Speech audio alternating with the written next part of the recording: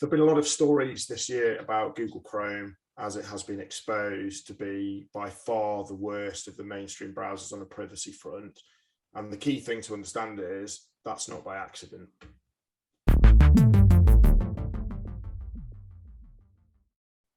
We've just seen so many privacy implications from Chrome this year, haven't we? And maybe it's just that people are talking about them more, but it's just that Google is such a kind of data hungry company. We talk so much about Facebook, but Google is just as bad, if not worse, isn't it, Zach? This year it's come to the fore because, we saw, issues with apps, with, privacy labels and the rest, where just the level of data being harvested was clear.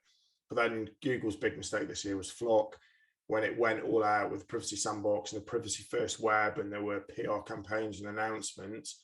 And then, that coming in parallel with its, finally saying it was going to eradicate third-party tracking cookies, and then this huge backtrack because Google cannot square the circle of keeping users' data private and meeting the needs of its customers, which are advertisers. It has no answers to this. And as much as it tries, it is just becoming ever clearer to users out there that is the situation they're in. So as a user, where do we go from here? What's the advice for users? Is it now time to ditch Chrome? Should we be looking at an alternative? And if so, which alternative?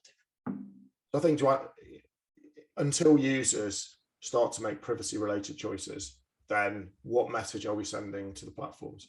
So until users do ditch Chrome for Firefox or for Safari, if they're Apple users, both of which have much better privacy default settings, then why would Google change?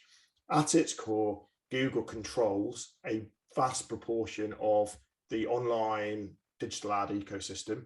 And it also has the world's most popular browser, a front window onto that. So it has the back end and the front end. That's a fundamental issue. And that has been called out multiple times. But while there are still 2.6 billion users of Chrome, where's the impetus for Google to change?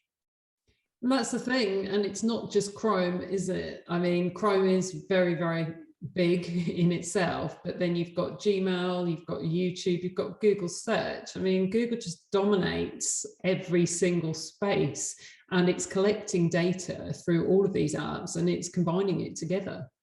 100%. So 75% of the web trackers in the main, emanate back to Google. So even if you're using Safari, whether it's web tracking, it's going back there. It controls search, pays Apple a fortune to be the default search engine on Apple devices. So all roads do lead back to Google. But again, look, if you're watching this, if you're reading these articles, you've probably got some view of privacy. You can easily find better solutions that will safeguard your privacy. We use Google for search. It is by far the best search engine. Clearly it is, just because of its scale. But as a browser goes, if you're on Apple, use Safari.